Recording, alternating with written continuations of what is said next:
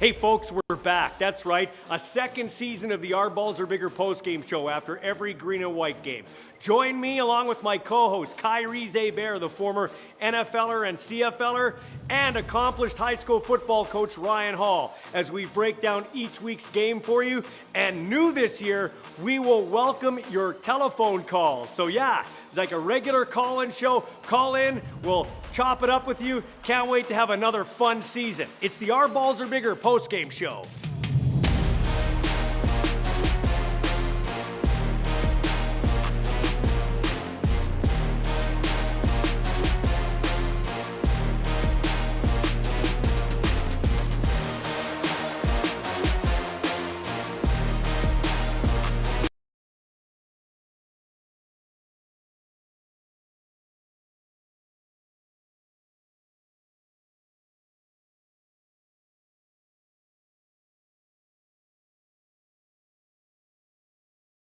There we go. All right, yeah, I'm doing it myself today from my studio because of the rain that's come down, and I don't know what streets are flooded and what streets aren't flooded, so I'm not going to venture out from my home studio here in White City. So I'm going to do the show this way. We're welcoming your chats. I posed a few questions during the game, and I'll address those here. But you can get a hold of me in the chat room, YouTube, X, Facebook, Instagram, all of them come here at Ballsy Uncut. And we will talk about tonight's football game, 48-31 for the Montreal Alouettes over the Saskatchewan Roughriders. As the Alouettes serve notice that when they get healthy and get some of their guys back, they are a team to be reckoned with, as this game really wasn't that close throughout the game. The Alouettes defense came to play today, and I'll be honest, it was a 5-7 Montreal team against a 10-2 Rough Rider team. The Riders going on their bye. It looks like they started their bye early. They looked disinterested for a lot of the game, and the Alouettes played desperate, and that's how she goes. As now Montreal 6-7. They'll be in Toronto next week for a key game against the Argonauts, who found a way to get it done against Edmonton earlier today, 31-30. We'll talk about all the rest of the action that was this week in week number 15. But like I said, we're taking your comments here at Ballsy Uncut. You can weigh in and let's chat a little football here. I'm doing it myself because Riders-Alouettes busy today, and Ryan Hall, Caronport, for some sort of reunion where he went to high school. So Ryan Hall in Caronport. So Michael Ball by himself. Got this from Rob Nord here, and I'm just going to address it here. Ballsy, now I want to look this out here. Okay, Ballsy, am I crazy, or did the CFL kick the crap out of that PI call? I've been stewing all night about it. How I understand the rule is that a defender cannot run through a receiver in order to get to the football, correct? Suter even said that at least twice tonight. The position the players were in on the field have the defender only one route to the football, and that was through the receiver on the PI on the field. What's really eating me is that Suter said the command center would have to review the play in real time because it was such a bang-bang play. That totally defeats the purpose of instant replay. The purpose of replay is so that when there is a bang-bang play, you can slow it down and get the call correct. I love this league and defend it to no end to my NFL buddies that say the CFL is Bush League. Well, the command center is making their argument for them. I would love to hear your thoughts on it. Thanks, buddy. Okay, Rob, I wrote that down. I did write that down. I don't know. I don't have the rule book in front of me. I do like the fact that they go to the instant replay booth to help them out with some calls, because let's be honest, it is a fast bang game, and these refs are human. I'll go back to the Banjo Bowl last week when CJ Rivas hit Zach Collaros. It was not a penalty on the field. I was actually sitting right in a great line in the family section at the Bomber game for the Bomber family, and I could see I was looking over Zach's right shoulder, and I saw the replay in-house. I thought, well, that's helmet to helmet. Eventually, it's helmet to helmet. That's got to be a penalty. They went upstairs and made it a penalty call, which I agreed with. Not because it was a Bomber call. I thought that was good. And tonight, they made one offside penalty they gave against Montreal. They went upstairs and said, no, that was Collins of the Riders that moved first. So I like that. And actually, Rob, I think in that case, no, I think that, like, I don't know about the replay. Like, it's tough because you're right. The replay, you slow it down because it is such a bang bang game. So you got to slow it down to see if the guy is in bounds, or if the ball came loose, or if somebody went offside, or if the ball crosses the goal line. I get that. Totally get that. But when it's a bang bang play like that, I think I agree with running it in full time. I do. And I didn't think, I had it written down here. That's not a pass interference. He has as much right to the ball as the other guy. Now, if he gets there early and doesn't, here's how I would say this. If Sutton doesn't pick the ball off, this sounds weird, but if Sutton doesn't pick the ball off, that's probably pass interference. I know that sounds weird, but that's kind of a nuance on the rule. He has as much right to the football as the other guy. He's going to get the ball. And in my opinion, you've got to give the defensive backs some grace, okay? You watch the NFL tomorrow, and you said your NFL buddies. You watch the NFL tomorrow. The one thing the NFL has over the CFL every day of the week and twice on Sunday, it has hand fighting. They let them hand fight down the field. Now, mugging a guy, I get. You call the penalty. But in the NFL, they wouldn't even have to go to replay. They'd just say that is an interception. And I'm glad they overturned it. I thought that was not an interception, and that's not me being anti-Rider. I don't care if they win or lose, except for when they're playing the Blue Bombers. I just thought it was a bang-bang play. It was a nice interception. It was a great job by Sutton. He timed that up perfectly. And, hey, we got to let these guys play defense. If we're not letting them play defense, then why even have defensive guys on the field? So there you go. Speaking of defensive guys on the field, man, what a rough night there for Exume. Man, he replacing Tavon Campbell got absolutely lit up. Over 200 yards receiving, almost the best receiving game for a Canadian receiver in CFL history. And Exume's his 88th game, first CFL start, and that probably will be his last CFL start. This from Kevin Wall. If you contact the receiver before the ball gets there, it's pass interference. In full time or slow down, it's pass interference. Too much pass interference takes all the air out of the game, says Stephen Kleinsasser. I agree. I believe that's a relative of Jim Kleinsasser, the former Minnesota Viking. He said that before. Hope he's not lying. We'll just go with that story, right, Stephen? No, I think the DBs get some right to their attempt at a football. He was trying to play the football. He wasn't trying to grab a guy or tug him or pull him down. I didn't mind it, but hey, obviously Replay Center kind of agreed with what I had written down before they even went upstairs, but it has the Rider fans a little upset tonight as the Riders go down 48-31 to the Montreal Alouettes. What struck me in this game, and I brought this up and people are all over me. Oh, how's your quarterback in Winnipeg doing? Well, the quarterbacks in Winnipeg aren't doing that well. That's just being honest. Zach Collaros has not played up to MOP standards. He's been hurt a couple of times, didn't play. Chris Strevler is a heck of an athlete, and I'll just leave it at that. He's a heck of an athlete, and I'll just leave it at that. But Trevor Harris's game has regressed in the last 3 weeks. You can say whatever you can say. I'm being Bomber Ballsy. Look at the stats. He is starting. The bye comes at a good time for 39-year-old Trevor Harris. That's what I'm going to say. And if you're a Rider fan, I wouldn't be too upset. Your team fought till the end, but lost. I would think you'd rather see your football team stub its toe 1 or 2 or 10 times before, not 10 times, but 1 or 2 times before we get to the playoffs. Like you didn't want to go 16-2. You didn't, because evidently you're going to have a stinker of a game. So you're probably happy they have a stinker of a game here or one more and still get first place and have to win 1 game to get to the Grey Cup in Winnipeg. So but I've noticed Trevor Harris' game slipping a little bit. His deep ball was off tonight. And you could say, well, he doesn't have his starting receivers, and he doesn't. And it's going to be scary when and it's a great problem to have for Mark Mueller, the offensive coordinator. But what are they going to do when MLS and KSB get onto the roster? What are they going to do? That's going to be very interesting to see how they juggle the receiving core. But Trevor Harris, he didn't have the deep ball today. And I will say,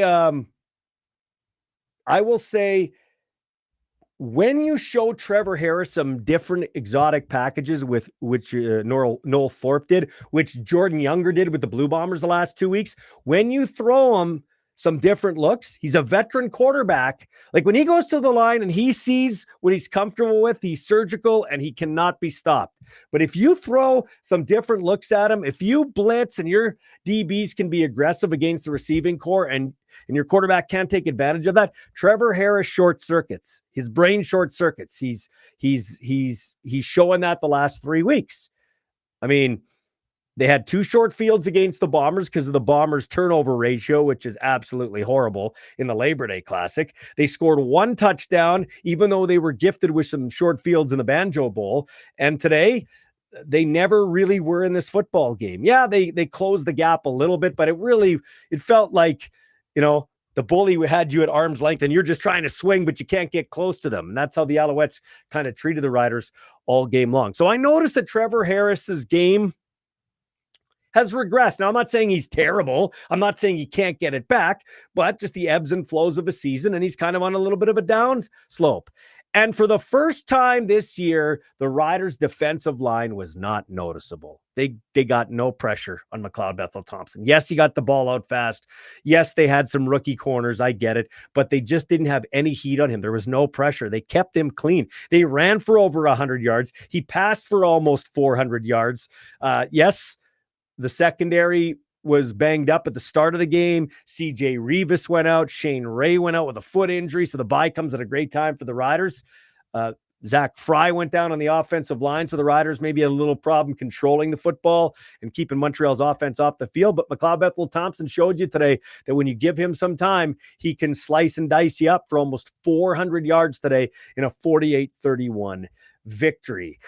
We are going to step back. I'll get to a couple more of your comments. But first, we'll hear from a sponsor.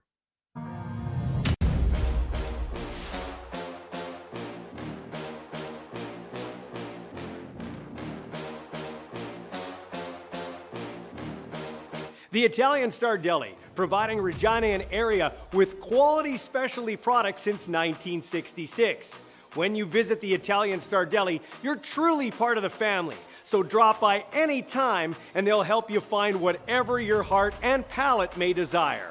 Whether you're looking for olive oil, specialty meats and cheeses, pasta, sea salt, vinegar, canned tomatoes, or one of their mouth-watering famous sandwiches, you're sure to find it and so much more at the Italian Star Deli, 1631 Victoria Avenue, Regina.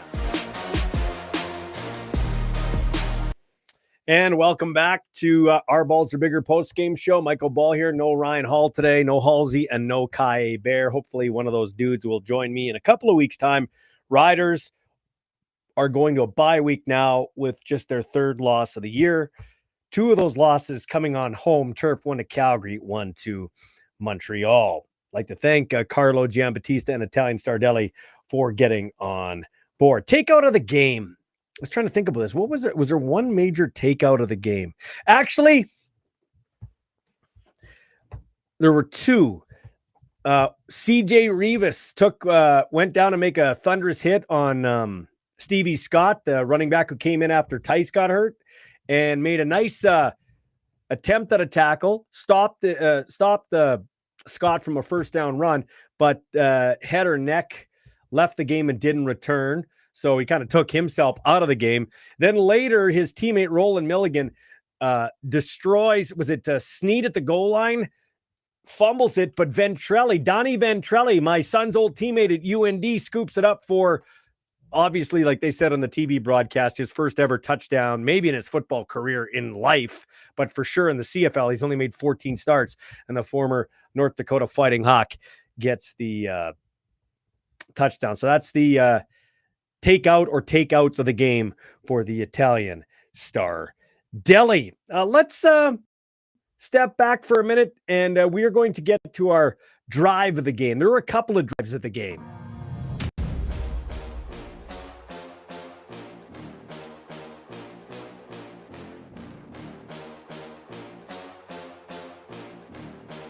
Ward Tirecraft Regina, proud to be the last of the small town style tire and automotive shops in the city, prioritizing the happiness of their customers and the safety of their vehicles. They've had some of the same customers for over 40 years, including yours truly, which is why I asked them to come on board as a sponsor for my shows. For all your tire and mechanical needs, go see Michael Barth and his crew at 101 Dudney Avenue. Tell them Ballsy sent you, and you get 10% off.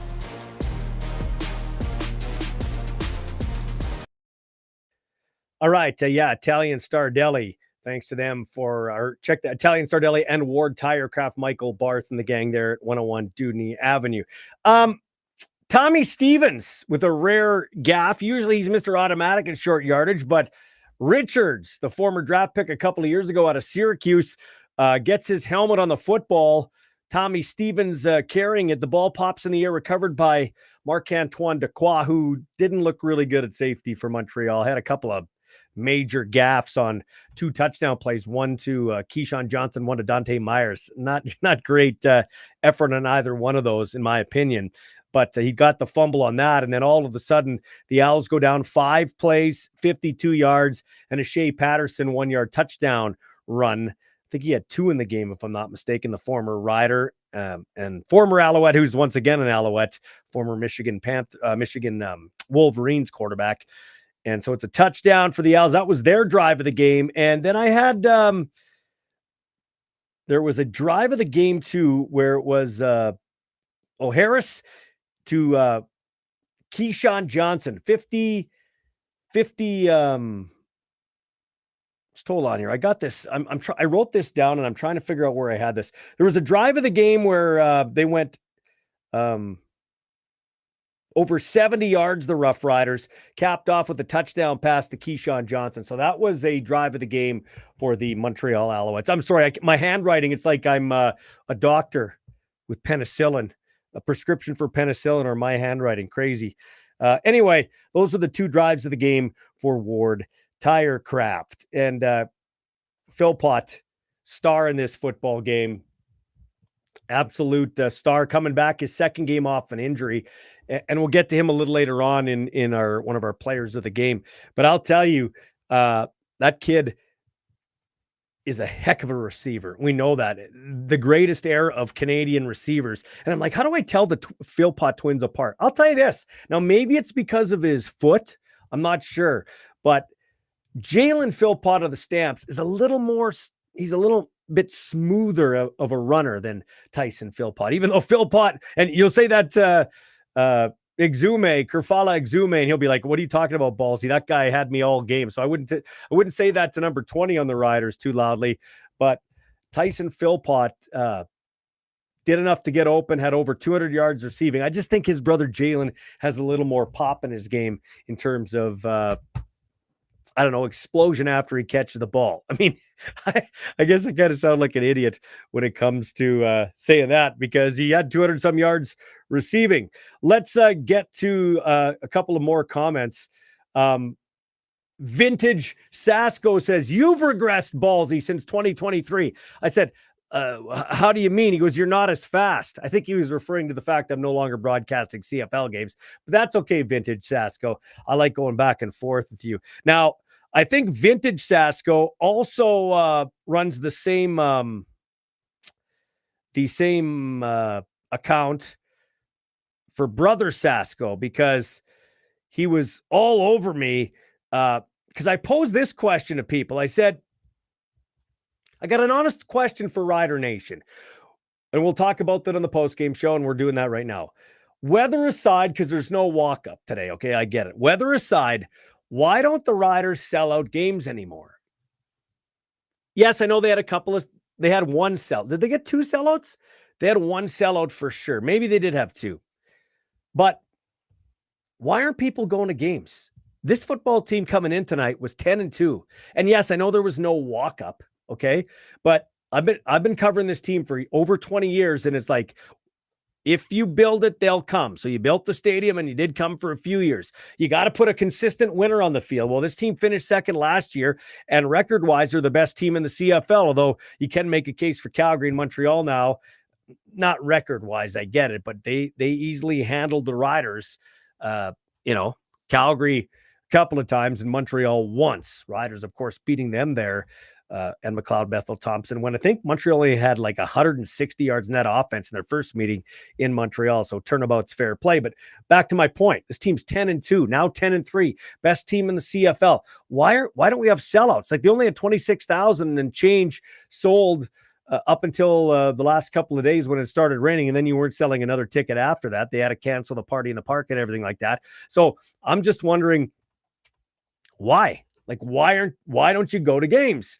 And I got this from Brother Taxo, who I think is also vintage Sasko. Honest comment for you.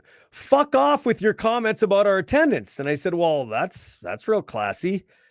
He says, I mean, I ain't wrong. Averaging over what most stadiums hold isn't bad. Go chat with Toronto or Edmonton. To which I replied, so now Rider Nation's going to measure themselves versus Toronto and Edmonton? That's the bar you're setting for yourself?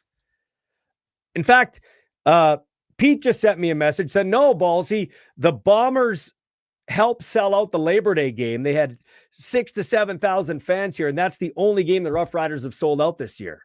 The Labor Day game, a full true sellout of 30-some thousand. So, I mean, this football team is deserving of all the support they can get right now. They're a great team. They didn't play well today, but they're a great team. Brother Taxo again. How many games have you paid for tickets and attended in the last 5 years? Not a fair comment because I'm in media. The only game I've gone to since 2023, for obvious reasons, if you knew my story, the only reason I went to the game is because my son's playing and I didn't have to pay for a ticket. I've been in media all my life, so I went there as part of my job, and then I'm not paying for a Rider ticket because, no, I'm not. I'm just not doing it. I have plenty of friends on that team. I wish them well. Just talked to Kent Majuri this week, Brett Lothar, lots of guys. But I'm not going to support that team for two dudes, and they know who they are, and most of you know who they are. So that's why I don't go to the games. I'm asking you why you don't go to the games. And then I got some other comments here. Ballsy, this is from K. Johnston in Medicine Hat. Kim Johnston. Ballsy, Rider Nation's always traveled incredibly well, but have you seen the price of hotel rooms on game weekends? It's obscene and it's gouging. We tend to stay in Moose Jaw now as it's a bit cheaper, but we're totally done staying in Regina for our football trips because it's a ripoff. Kyle Waldenberger says people are low on cash. I work at Crestview Chrysler, 601 Albert Street, 306-526-7979 if you need a vehicle. Little plug there. I know people are tight with cash, and I totally get that.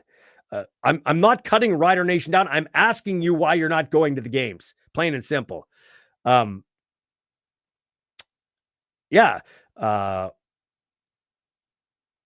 T. Jones says, why are merch prices higher for Rider gear than other teams? Why does a jersey cost $300? Why can't people bring in their own food and drinks? Why are they not trying to make it more affordable? Why have the times changed? Some food for thought. So it could very well be cash flow. No doubt about that.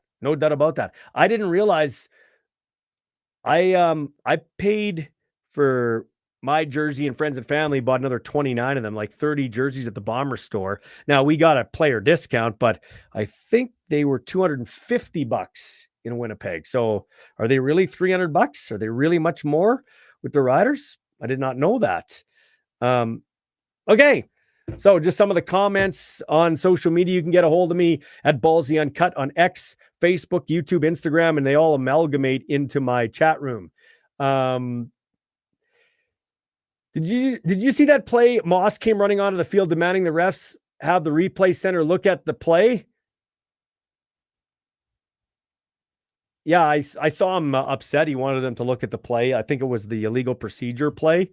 I also saw them have the old too many men on the field and the designated player go down. I know Luke Mulliner told me with the Riders it used to be Jocelyn Fournette, but Richards wisely, is it Tyrell Richards wisely went down for the Owls and they didn't get a too many men on the field penalty. This comes from Mojo. I can only speak for myself. 2.5-hour drive. I have to pick and choose my games.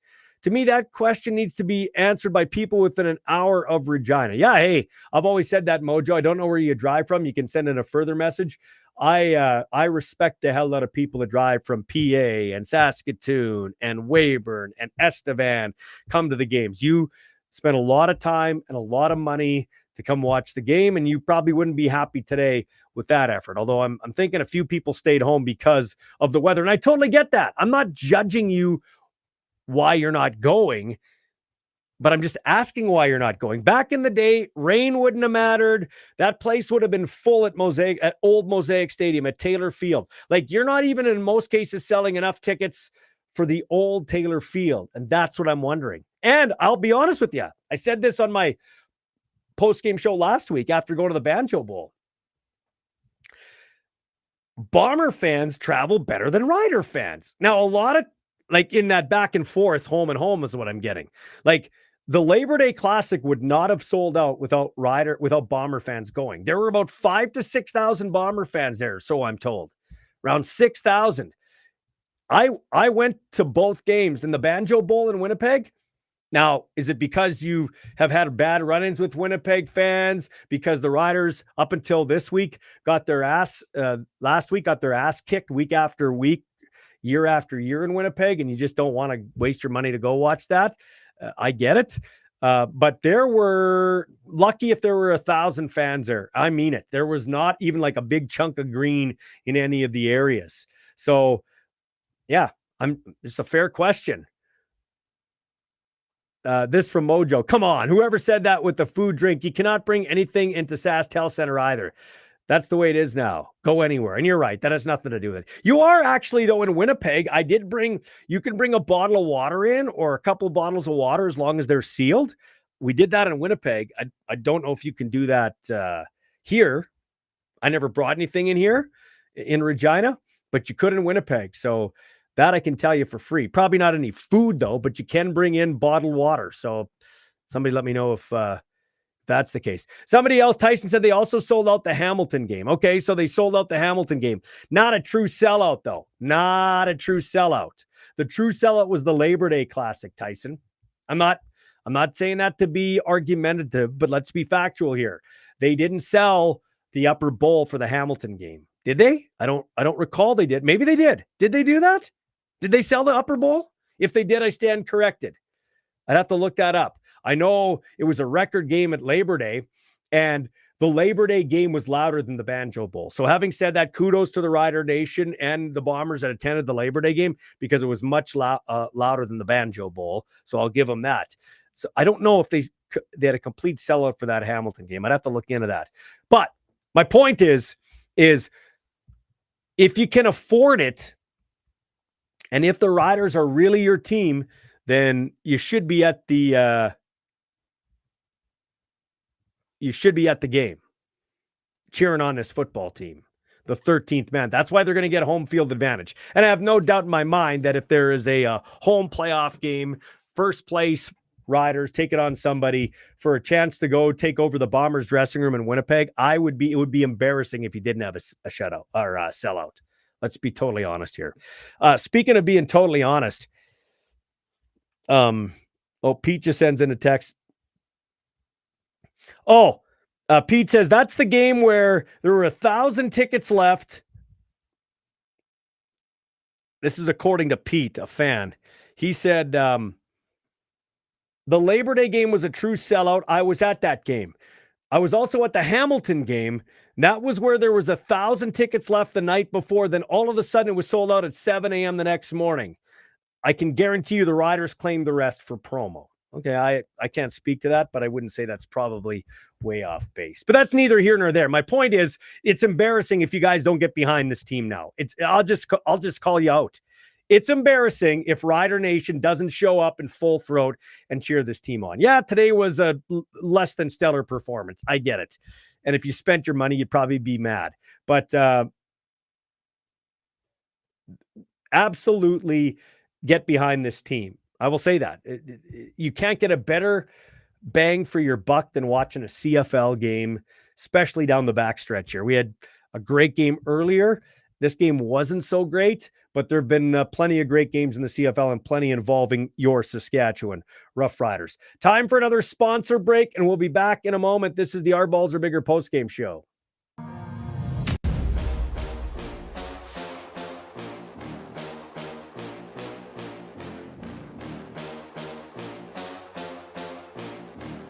Payson Insurance specializes in helping hard-to-insure people get coverage. They also offer a range of financial management and investment services to help secure your future. People care most about their money and their family. I personally trust Kevin. Best way to describe dealing with him are the 3 C's. He's comfortable to deal with, he cares about your future, and he's confident in helping you make the right financial decisions. Payson Insurance. Give them a call, 306-596-0244.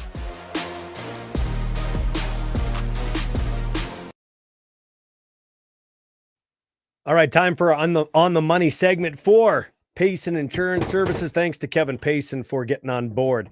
A couple of on the money plays actually that I wrote down. First quarter, McLeod Bethel Thompson to Tyson Philpott, and you could see it was going to be a long day for Kerfala Exume as he got beat on a double move, over the shoulder throw. Philpott's first touchdown grab of the game, and that was the first on the money play, MBT to Tyson Philpott. And then later, Harris to Keyshawn Johnson, as he kind of just slickly ran his route, broke it to the outside and then bends back inside. Nice throw by Trevor Harris, and actually really poor play by Marc-Antoine Dequoy, who has been less than spectacular. I had him as one of the top Canadian players coming into this year, but besides injury, when he's played, he has been less than spectacular. That's all I'll say. I choose my words a little bit more carefully now that I have a son in the game, and now that I sat in a parent section and listened to a fan or a couple of fans in Winnipeg that were in that parent section that weren't related to any of the players and absolutely ripped on players. And I just kind of, whoa. So I gotta be more mindful of that when I'm talking about other players. I see some people saying this guy's the worst defensive back in Rough Rider history, and they tweet a picture of Exume. And I grew up in the 80s. There's a lot of bad defensive backs that played for the Rough Riders, so I don't know. I'd say that might have been one of the worst performances for a defensive back, but the kid is a kid. It was his first ever start. I know it's professional football. I know you get paid to play. I totally get it. I just got to be a little more mindful of that, in my opinion, but you don't have to be. I got some other people weighing in here. I want to go back to a question I had here. Chris Strevler, this is from Stephen Kleinsasser. Chris Strevler is to football what Trudeau was to politics. I don't think Chris Strevler's that bad. You got to be a whole lot of bad to be compared to Justin Trudeau or even his dad, Pierre Trudeau. You're at the wrong show for me sticking up for Trudeau. Is Strevler the greatest quarterback? No, I'm not going to sit here and lie to you. He is a wonderful teammate. He's treated my kid great. I have nothing bad to say about Chris Strevler. He's a hell of a competitor. He leads his running backs up the whole blocking. No other quarterback will do that. He played receiver for a half, for gosh sakes, in Montreal. Helped them gut out a win. Is he the best thrower of the football? No. And he'd probably tell you that too. He might not admit it because he's an alpha dog. He's not the best thrower of the football. He's a great athlete. He probably is better suited, honestly, to a fullback tight end type or strictly short yardage. I'm not going to lie to you. It does boggle my mind why Terry Wilson hasn't gotten a shot at quarterback for the Blue Bombers. That's just being honest. I don't know. And not just the Blue Bombers. I don't know why some of these teams carry these quarterbacks. Like, are they ever going to see the field? Like Tommy Stevens, can he actually throw a ball? Can Tommy Stevens throw a football? I think in his 5-year career, he has 20 attempts. That's embarrassing. And that's not necessarily that Tommy's embarrassing. It's embarrassing. So if you don't think he can throw, why is he a quarterback? He's just a gadget short yard specialist. And I think in some cases, that's what Chris Streveler is. He's an upper end gadget quarterback. Very rarely he's going to sit in the pocket and make passes. That's just a fact. Doesn't mean I don't think he's a great athlete. Doesn't mean I don't think he's not a professional. He is. Is he the best passer of the football? No, he's not. But there are a lot of guys you could say that about. Like Caleb Evans. Really? Dominic Davis played in this league for years. Jeremiah Masoli has been an accomplished quarterback, but now? Come on.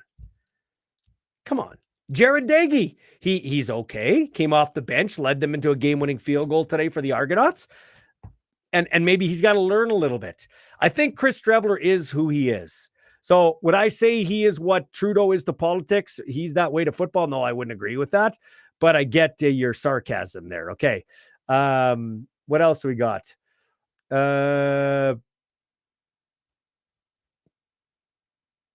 Mojo says, I got to say this, from time to time, people talk about another CFL team in Saskatoon or an NHL team. No way, never.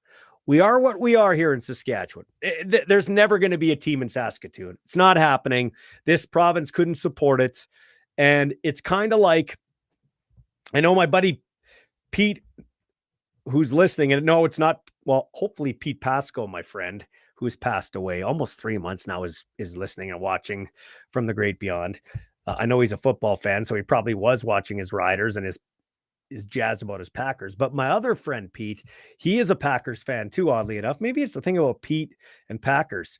Anyway, where was I going with this with the Green Bay? It sucks when you're talking by yourself. You don't have time to get the next thought going. It had something to do with the Packers. Oh my gosh. I just lost my train of thought. I just had an old man moment. That is brutal. I'll circle back to that in a minute. But yeah, that's what I was going to say. Yeah. The NFL would never let a team in Milwaukee. They would never say, okay, we're going to put a team. Milwaukee's bigger. We're going to put a team in Milwaukee. That's not happening. You're not going to wreck your biggest brand.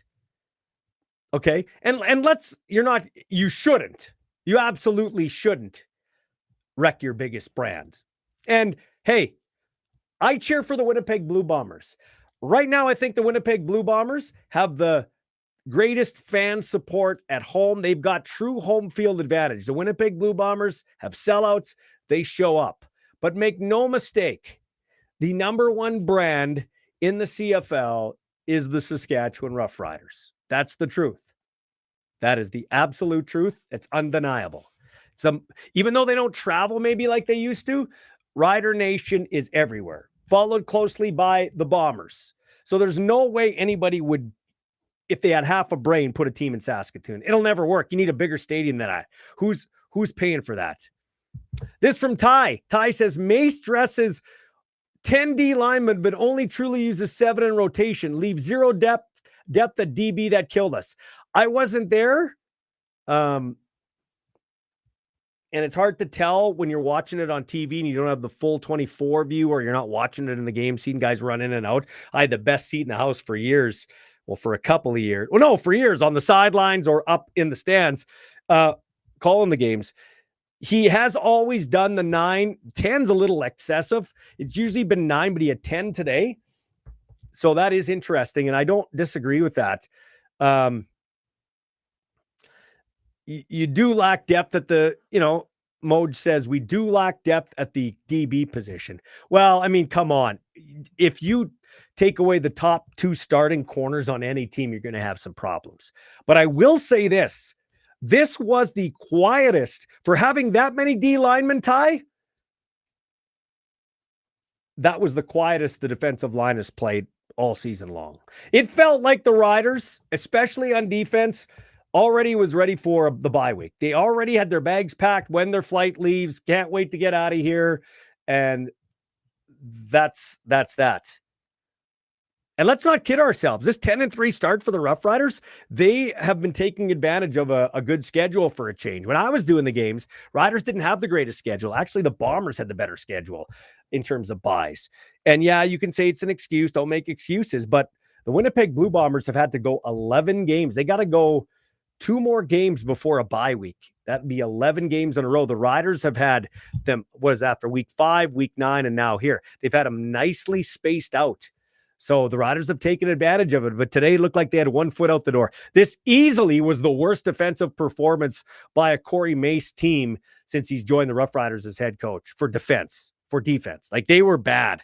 They were absolutely bad. There wasn't anybody on defense except for maybe Roland Milligan that had an inspired game today. It was terrible. And I know you had a little bit of corner issues, and that can play with your chemistry too.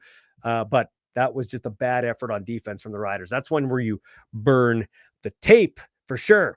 Okay, take another sponsor break and be back in a moment. It's the Our Balls Are Bigger postgame show. At JLB Electric, their mission is to provide top quality residential and commercial electrical services in Regina and surrounding area. They're committed to delivering efficient, reliable, and affordable electrical solutions, including new construction wiring, renovations, service upgrades, and 24-hour emergency assistance. Their team of licensed electricians ensures exceptional service from start to finish. They prioritize safety, customer satisfaction, and expert workmanship. As Regina's trusted one-stop shop for electrical contracting, they are dedicated to powering our community with excellence.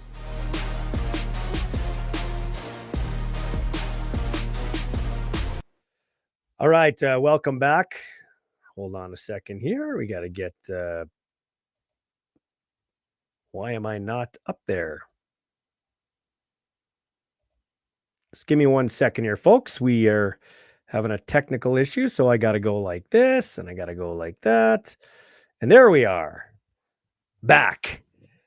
Yeah, I'm flying solo today. I didn't drive into Gerhardt Studios on McCara, thanks to Nicole, Dean, and Leander. I'm doing it all myself today because of the rain we've had everywhere. People trying to their luck with the bypasses again. Man, out here, I don't know about you, but out here in White City, we got like 2.5 inches in 45 minutes. It's been crazy out here last couple of days. Farmers definitely don't need that. Hey, you can't get in the field. You want to get a truck? Come get a new Ram. 1,500, 2,500, 3,500 from yours truly, Ballsy at Crestview Chrysler, 601 Albert Street, 306-526-7979 is my cell phone. I'd be pleased to help you. Talk some football. I had a Rider fan, I think his name's Lyle, come in today, and and I get Rider Nation. I get it. I understand it, but I don't get this about my family or people like Lyle walks in and he's smiling like a butcher's dog. Sure loved that game last night. Bombers suck. And the guy at Sarkan doing that to me this week too, like one of the customers. Bombers suck. What do you want me to say? Yeah, they suck. I got a kid on the team. It's like I told the guy today. I said, yeah, you know what? They haven't been playing great. What do you want me to what do you want me to say? It's kind of like relatives and friends. They're like, oh, you should be so proud of your son. It's so great to see young kids excel and be a inspiration for the next generation. Then it's like, but you suck and I hope they lose. It's like, you know what? Just don't send me a text. Don't send me a text. Okay. Just don't do me a favor. Don't send me a text. Like some people, make me shake my head. Okay. Lit player of the game or lit play of the game. I'm not going lit play of the game. I'm going lit player of the game.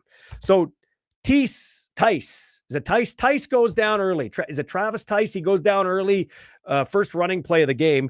And so now this journeyman who was in Montreal's camp before last year and has bounced around NFL, XFL, USFL, that would be Stevie Scott comes in, former Indiana Hoosier running back, stands over 6 foot, which is kind of tall for a running back. But man, he had some sweet feet. He was running around dancing in the hole. And it was the first time this year the Montreal Alouettes had a rusher over 100 yards in a game, and he gets it. And he'll earn when opportunity knocks. You have to be ready when the door swings open. I've been telling my son that when opportunity knocks, you have to answer the bell. This is pro football. And so he gets a chance, and he probably warrants another chance as a starting tailback for the Montreal Alouettes next week against the Toronto Argonauts. I'd dress him even if Tice is back and do it, looking good. He'd be my starting tailback. He was averaging over 7 yards a carry. Unbelievable. And that's it. Like, people can say, well, we had our corner problems. That's why they lit us up. Yeah, but the Alouettes also ran for over 100 yards. They dominated the line of scrimmage against the Saskatchewan Roughriders, at least offensive line to defensive line. And they even got a quarterback sack on Trevor Harris. So, yeah, my lit player of the game is Stevie Scott of the Montreal Alouettes. Okay, we'll get to the Waldo's Warriors and then some talk about, things outside of this game and the rest of the action in Week 15 in the CFL. Waldo's Warriors, appropriately named after Paul Waldo, the local football legend, played for the Thunder, played for the Huskies, 3-time Grey Cup champ, and still coaching the Stars of Tomorrow today with the U of S Huskies. Well, now he's taken his talents to the real estate game with the Home Expert team on Vic Avenue East. If you want to get in the real estate game with the 3-time Grey Cup champ, give Paul and his team a call, 306-502-5355.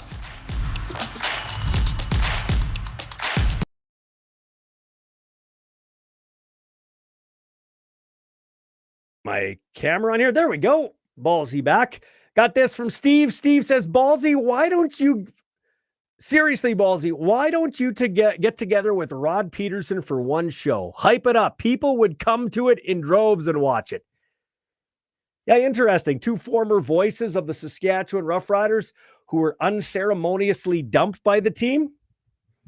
Would make for an interesting show, wouldn't it? Now, Rod and I have our different stories as to why we were dumped. I'm not going to talk about Rod Peterson in terms of his situation with the Riders. Did play-by-play for a long time. I was his pre- and post-game show host for a long time. We worked together. We worked well together. And that's about where it ends. And I think it's probably, I'll just say this diplomatically, it's probably just best if he goes over there and I go over there. And that's it. That's all I'm going to say. I got no interest in doing a show with him. I wish him well. Even though I was approached about buying his show a few weeks ago, I was asked to buy his show. And I'm like, nah, I think I'll just stick with mine. I'll just build mine up. But yeah. They probably would flock.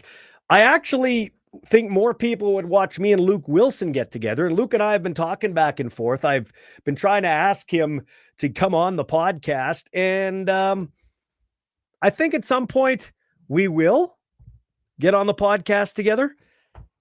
I think. I don't know. We'll have to see. I've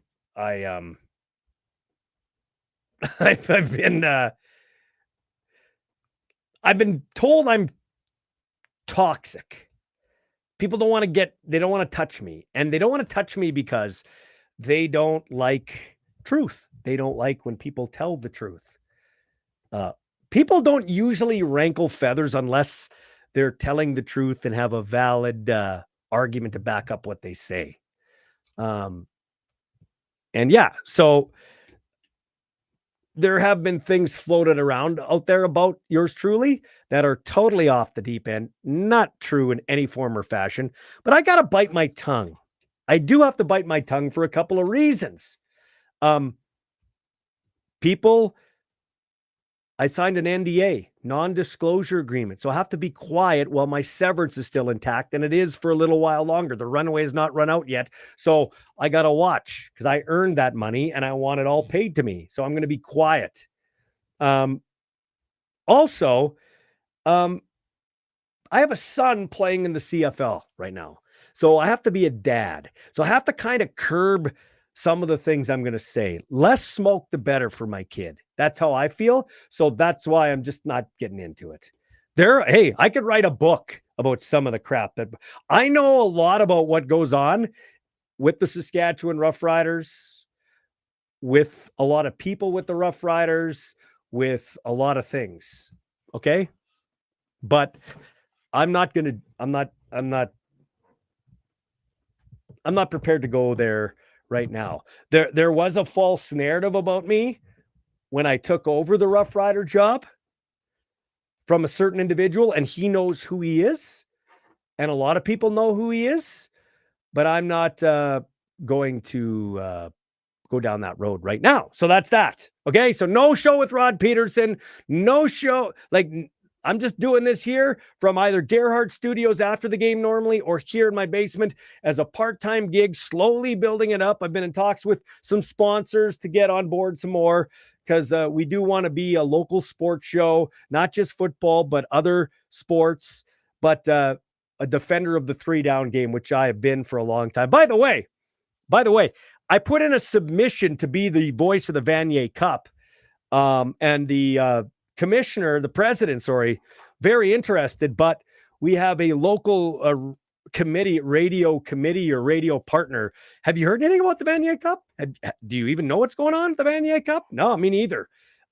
Rams won in UBC. They're 3-0. Huskies lost today, 21-20 to Manitoba. Manitoba's first win. So the Huskies dropped their first game. They're playing the Rams next week. That should be a good one. Rams, of course, hosting the Vanier Cup. Yeah, that's right. The Vanier Cup's in Regina. I even told Mr. Arsenault, good luck with the coverage, because nobody gives a shit about youth sports in this town except for this guy, and junior football except for this guy, because this guy's calling Regina Thunder game tomorrow, Thunder and the Winnipeg Rifles on Access Now. So, and I'll stand by that. Nobody's going to match the passion for football like this guy. Never have, never will. Lots of Johnny come latelys. Want to thank a guy that's played junior youth sports, coached youth sports, and a 3-time Grey Cup champ, Paul Waldo. 306-502-5355, home expert team, Waldo's Warriors. And let's get to the Waldo's Warriors. On offense for the Rough Riders, Keyshawn Johnson, 4 catches, 61 yards, and a touchdown. I think now we need this man to get his props. When 89 and 19 come back, and 82 is out with an injury today, it's going to be a good problem for Mark Mueller to have. They have got an outstanding receiving core with the Saskatchewan Rough Riders. It's going to be very dangerous. Like, the Riders are a formidable team. This is a one-off for them. You know, every few weeks they've had a stinker, but not that many, right? Like, it's like, okay, lost to Calgary, beat up on some teams. Okay, lose to Calgary, beat up on some teams. Okay, lose to Montreal, get a bye, and then come down the backstretch here. Probably Riders are still going to finish first. I can't see them not finishing first. They're a really good football team. But anyway, back to Keyshawn Johnson. He's the best receiver on the Riders. Even when 19 and 89 come back, he is silky smooth with the routes. One of the best, if not the best route runner in the CFL is Keyshawn Johnson. I've only really seen him drop one pass that he should have caught, and that was that touchdown pass in Calgary that could have changed the whole game early on at McMahon Stadium. Today, some nice route running. When Trevor Harris needs a first down or needs the chains moved, he's looking at 3 primarily. 80 might become that. 80's not a fast guy, but he's a big guy. He can box you out and make some catches. But yeah, that was a great touchdown by Keyshawn Johnson. He is a top 3 receiver in the CFL. Really he is. Like, Kenny Lawler's there, probably Keon Hatcher, and I'd put Keyshawn Johnson right there, number 3. And that, my friends, I'm sorry. I'll talk about that in a minute when we wrap the show up with the other games. But Keyshawn Johnson, a nice find by the Riders, and Keyshawn Johnson is my offensive game star, my Waldo's Warrior on offense. On defense, it was a terrible performance, but I got to give it to Roland Milligan. 5 defensive tackles. He clocked Sneed at the goal line. Ball popped. I think it was Sneed. Ball popped out, but Ventrelli recovered for the touchdown. I got him as my defensive game star. Guy's a stud. Flies around on special teams too. I saw him down on special teams too. Who else was good on special teams to make the Waldo's Warrior for special teams for the Riders? Probably Mario Elford. He looked a little better this week than he did last week. I think he averaged 30 yards a kickoff return. He had a lot of practice today because of the Riders defense. They'll need him to be dynamic at some point down the backstretch and in the playoffs. So Mario Elford, even though he wasn't overly flashy, he is my Waldo's Warrior on special teams. For the Alouettes, We already mentioned Stevie Scott. He was my lit player of the game. So that's kind of like quote unquote the honorable mention for JLB Electric. The 9 catches, 238 yards, 2 touchdowns for Tyson Philpott. He absolutely abused Exume. His first start as a defensive back and probably his last start as a defensive back, all courtesy of Tyson Philpott. He was the offensive game star for me. The Waldo's warrior on defense, Beverett. What a stud. He actually could have got the takeout of the game too. He smoked Tommy Neal, a clean hit up just under his neck, just kind of in the upper chest area, almost like a mini clothesline. It was a great hit by Tyrese Beverett. 10 tackles. That was one of his tackles. 10 tackles and a quarterback sack for Tyrese Beverett. And my special teams player for the Alouettes, 4 of 6 in the field goal department. He banged one off the post and then wildly missed one from like 30-some yards away. That was Jose Maltos Diaz. I would say he's probably the best kicker in the CFL. Wouldn't you? I like Sergio Castillo, no doubt about it. Not saying that because he's on the Bombers. I like Castillo. Got back on track against Hamilton in that loss on Friday. But Jose Maltos Diaz is probably the best kicker in the Canadian Football League right now. All right. So let's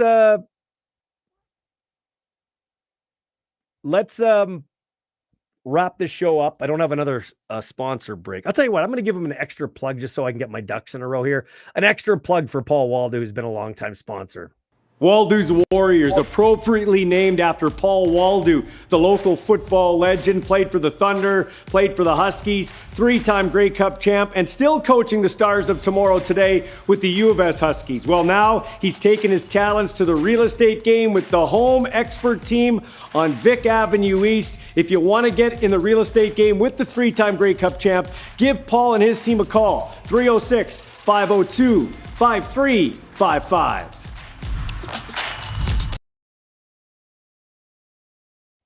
All right, we're back to wrap the show up. We're going to get to a couple more of your chats before I wrap the talk about the week that was in the CFL. We need Campbell back healthy, says Carmen Don Allen. Yep, they do. That was a great signing by the Rough Riders, leading the league in interceptions. Obviously, the most outstanding Canadian nominee for the Riders right now. And they do need him back. He was out with a head injury. Never want to take those lightly. What else do we got here? Steve says, I don't need a vehicle, but I want to come by just to buy one, just to BS and get some dirt. Yeah, why not, Steve? Come by. Absolutely come by. And we'll chat. You buy a vehicle off me and I'll give you 2 stories. 2 truthful stories. You can hook me up to a lie detector test too. This from What You Doing Dog 45. You should co-host Bonfire Sports with Darren Bombing and Chris Walby.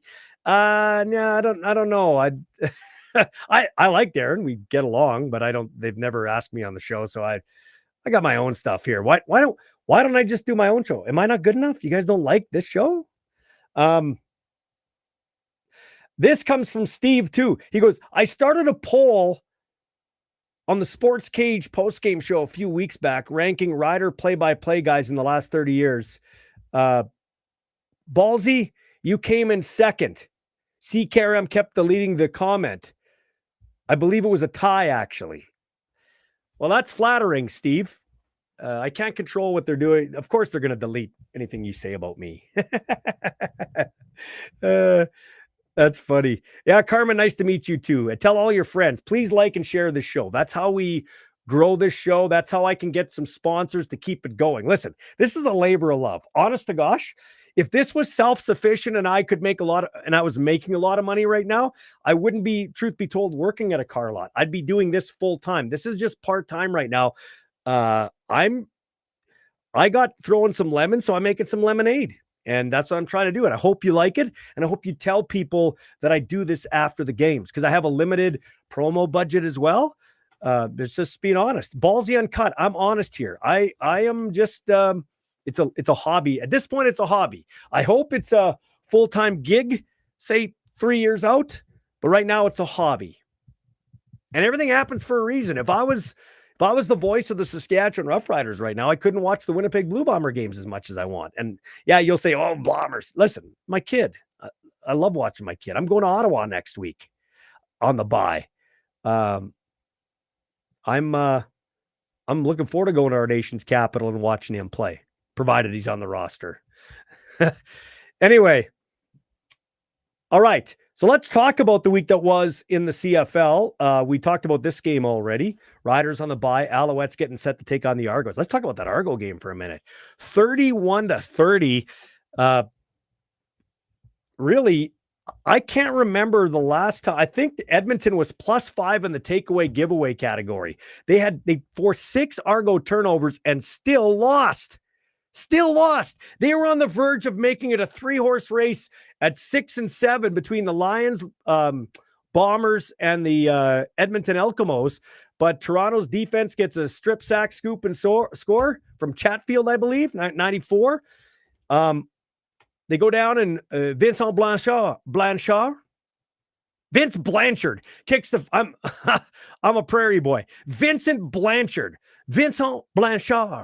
kicks the field goal to give Edmonton the lead, but Jared Dagey, the old Edmonton quarterback, goes in and with Arbuckle, who had 4 interceptions in the game. Yeah, 4 interceptions. He looked like the Ottawa version of Nick Arbuckle, or yeah, it was Ottawa, right? He just didn't look good, but he also was hurt. They put him in the game. He could barely walk through his 4th pick. They pulled him out, and then Dagey comes in, leads him down, and Liram Haralahu kicks the game-winning field goal as time expires, 45 yards, I believe. And it was a victory for the Toronto Argonauts, who improved to 5-8. Edmonton drops the 5-8. They gave away. I had a buddy, Kevin, who went to the game. My buddy, this is how good my buddy Kevin is.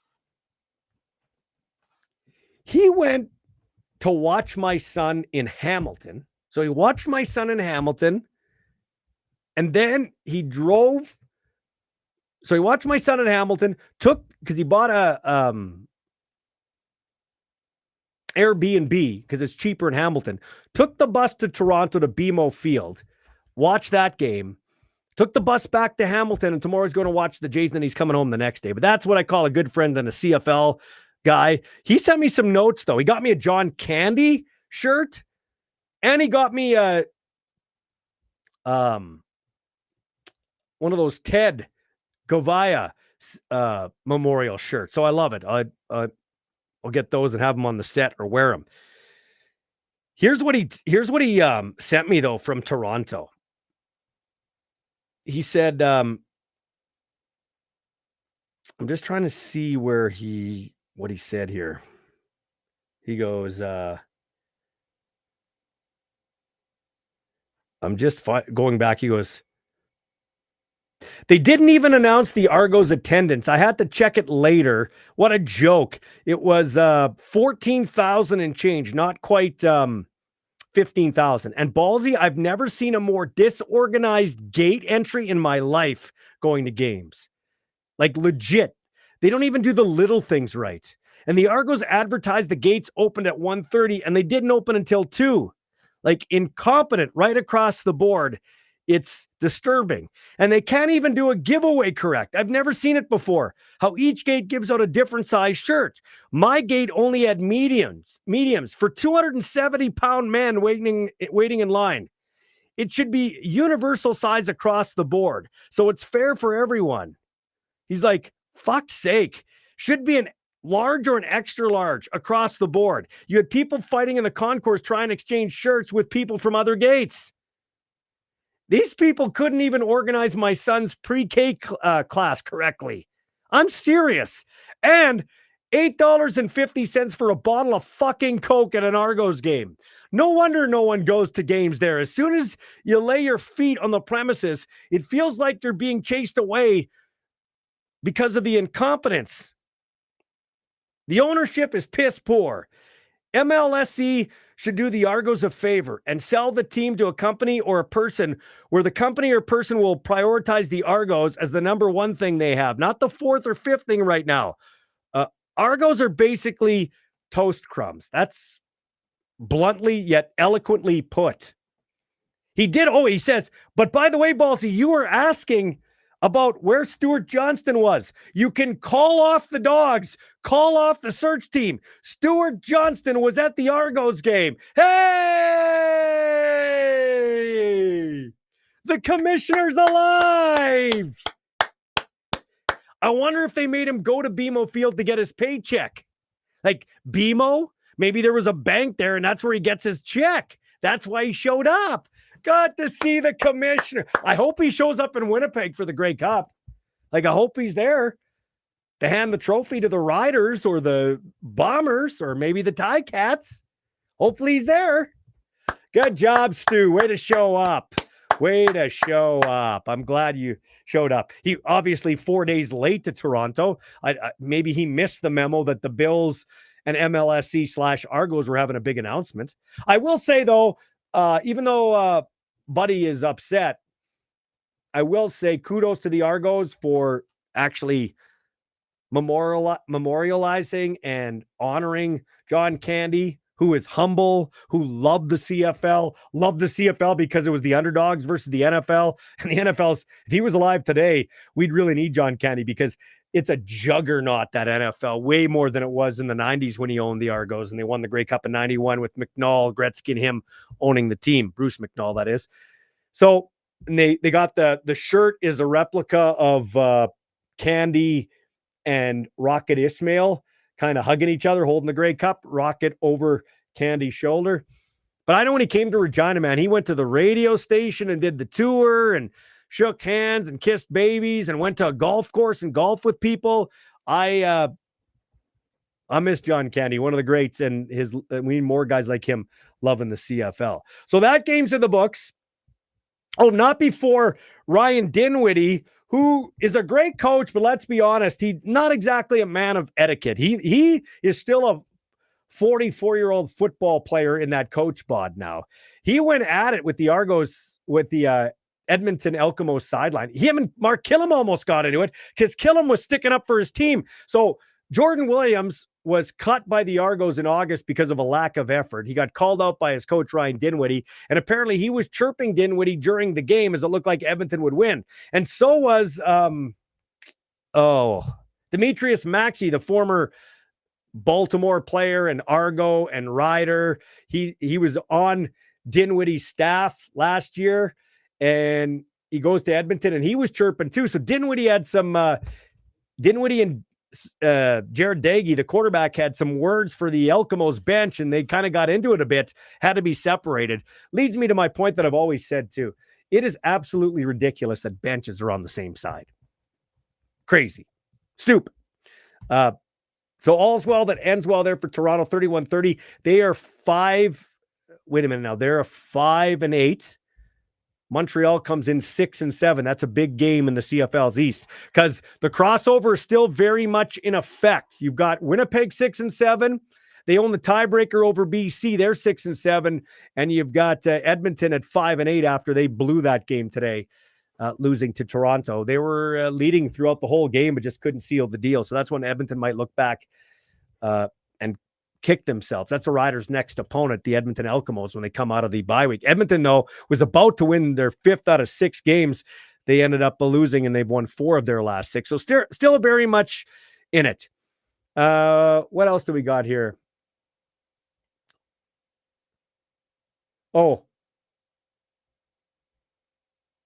One of the people here, what you doing, Dog 45? The Riders need your boy on the team. My boy grew up a Rough Rider fan, as we've talked about. He is firmly blue and gold. He'll play wherever, but he's under contract with the Bombers. He's loving Mike O'Shea, Kyle Walters, and the gang there. So we've moved on. We've moved past that. There's another story behind that too, though. They're really, I'm not even making this up. Like, I could write a best, except that I can't string 3 sentences together with writing, and that my writing, if you can see it here, my writing is absolute. Wait, can you see it there? My writing is absolutely horrible. Yes, I know it'd be typed up, but it would take me a while because I wouldn't be able to read my own writing. I could write a book that would have so many twists and turns, you wouldn't believe it. But anyway, no, my kid's happy to be playing on the Winnipeg Blue Bombers. It was a highlight for him to play in the Labor Day Classic. This from Carmen. She says, Argos are my second team. I love Pinball Clemens and Damon Allen. Steve says, where's Chris Jones? Chris Jones works in a support role with Bill Belichick with the University of North Carolina. Tar Heels, they're buddies. So that's that game. How about the BC Lions? The BC Lions at 6-7 beat the Ottawa Red Blacks. It was a 39-27 yesterday. Nathan Rourke, another great game. Nathan Rourke is the best quarterback in the CFL. I had him. I'm going to look here. I have it on my phone, actually. Let's look up here. Let's look here. Let's look here. I just want to see this here. I had it written down. I saved it. The top 20 players in the CFL. Where did I have that damn thing? Just give me a second, folks. I got so many different things with regards to, I can tell you right now, Nathan Rourke wasn't my top. Here we go. As a top 20 players. Where's the top 20 Canadian players? Maybe I put it there too. Hold on. Oh yeah. Top 20 Canadian players at the start of the year. I had Drew Desjardins from Ottawa 20, Royce Metchie 19. By the way, wrecked his Achilles in that game. Looks like Patty Neufeld of the Bombers 18, Michael Couture, the center of BC 17, Tyson Philpott, who had a couple touchdowns today. He was at 16, Cam Judge 15, Sam Emilus 14, Tyrell Ford, who had a couple of picks in that game against the Argos 13, Robbie Smith 12, Retta Cramby of the Bombers 11, David Beard 10, KSB 9, Nick Dembski 8, Justin McInnes 7, Trey Ford 6. Ooh, we'd have to amend that. Might not be in the top 20 right now. Nathan Rourke 5, Marc-Antoine Dequoy 4. He's not number 4 now. Matthew Betts 3. He's not number 3 now. Logan Ferland 2. Yeah, he'd still be there. Brady Oliveira 1. I'd actually put Brady at 3 and move Rourke to 1 as the top Canadian. But Nathan Rourke is the best quarterback in the CFL. It's not his fault his team has struggled defensively. That could be the Achilles heel for the BC Lions, but they beat Ottawa. And Dustin Crum in back-to-back weeks. Dustin Crum is what you want your backup quarterback to be. You want him to make enough plays to give you a chance to win. He did it the week before, and he kept them around in that ball game for the most part.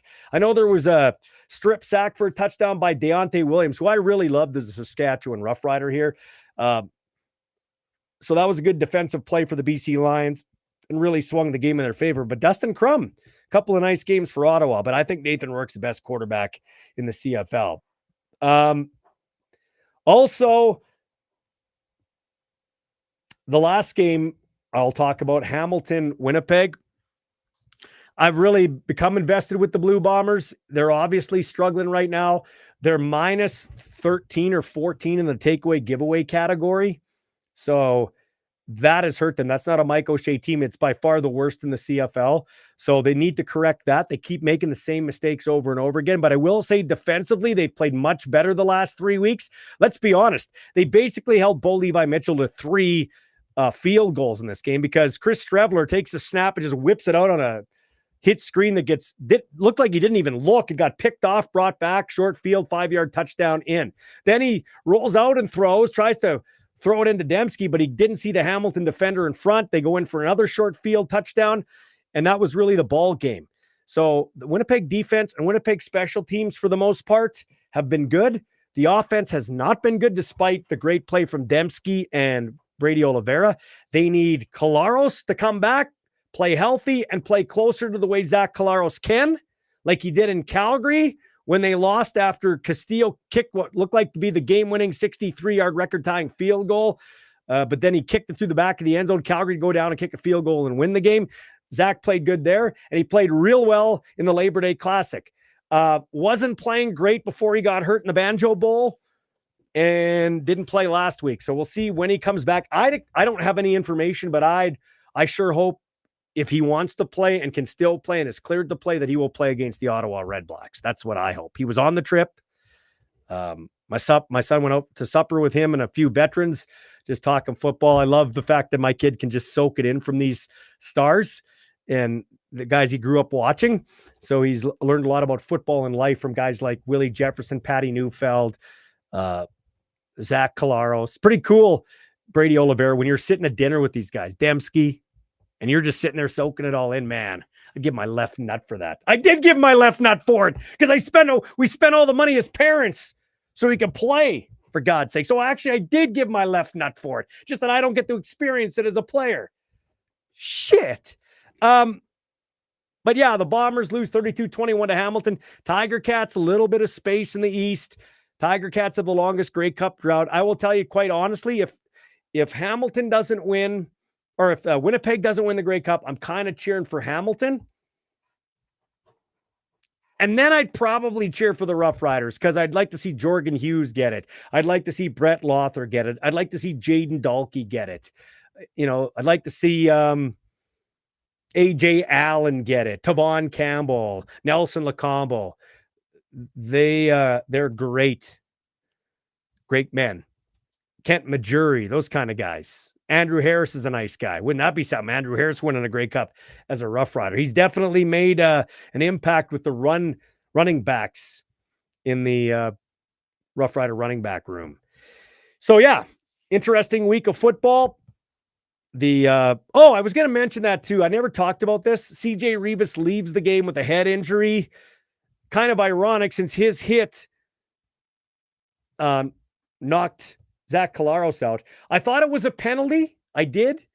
I'm glad they overturned it, but I didn't think it was a fine. I did not think it was a fine. Shouldn't have been fined. Certainly not a quarter of his game check, which apparently he did. Probably got another fine for that social media rant. I know fans were looking at raising money. They sent me links. Some asked me to raise money because I've done it in the past for Miles Brown and a few other guys, but no, I don't do that anymore. Wrong team. Tim Jorgensen says, you probably have talked about this already, but the secondary was terrible. Yeah, it wasn't very good today, at least on the corners. And then I wanted to get to this, in fairness. Taxo has once again dug up his receipts. Can anyone confirm if the Riders are 8-4 and in third? I said I believe in the next 2 weeks the Riders will be 8-4 and in third. I thought Winnipeg would win both of those games, the Banjo Bowl and the Labor Day Classic. And in fairness, could have gone either way. But I'll admit when I'm wrong. Brother Taxo. They're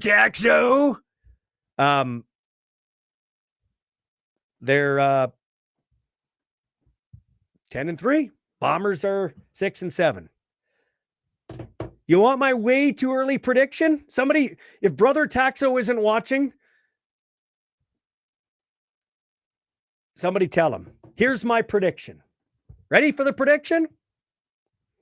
The Winnipeg Blue Bombers will finish 10-8 and in third place in the CFL West.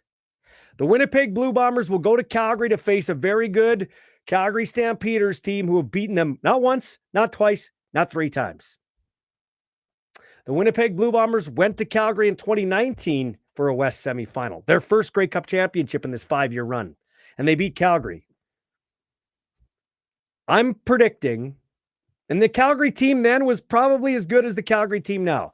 I am predicting that the Winnipeg Blue Bombers go into Calgary, and they've got some work to do, but this is the way too early prediction.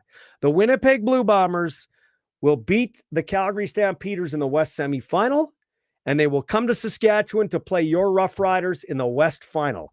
Calgary's beaten Winnipeg 3 times. I don't see them doing it 4 times. The Riders have beaten the Bombers twice. Who knows if they'll get the clean season sweep because they play them one more time in October. But I think the Blue Bombers, with 1 game to get to their own Grey Cup, will beat the Saskatchewan Rough Riders and play in their own Grey Cup against the Hamilton Tiger Cats. BC will be the crossover team. They'll go to Montreal and get smoked. And then Hamilton beats Montreal in Hamilton to go to the Grey Cup. And Winnipeg beats Hamilton to win the Grey Cup in Winnipeg.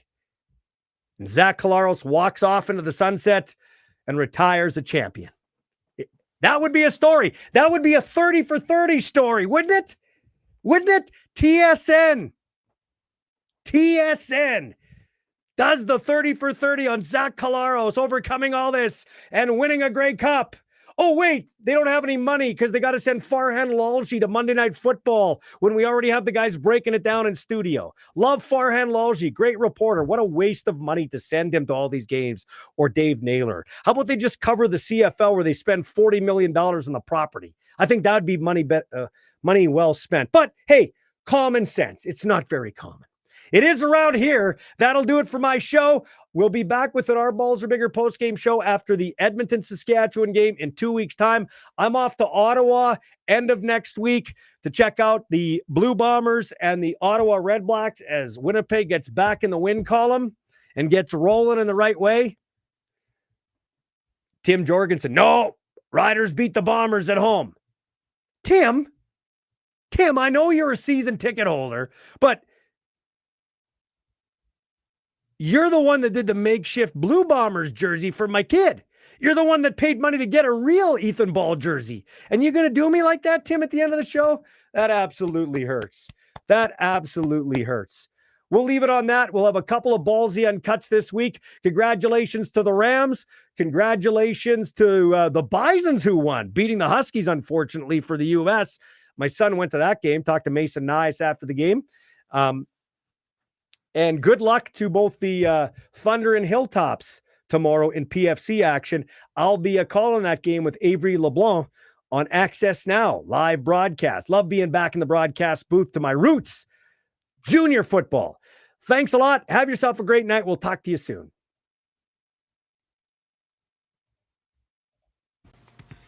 Thanks for catching the show.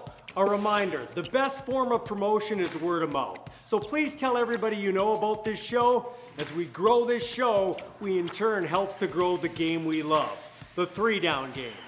Catch you next time.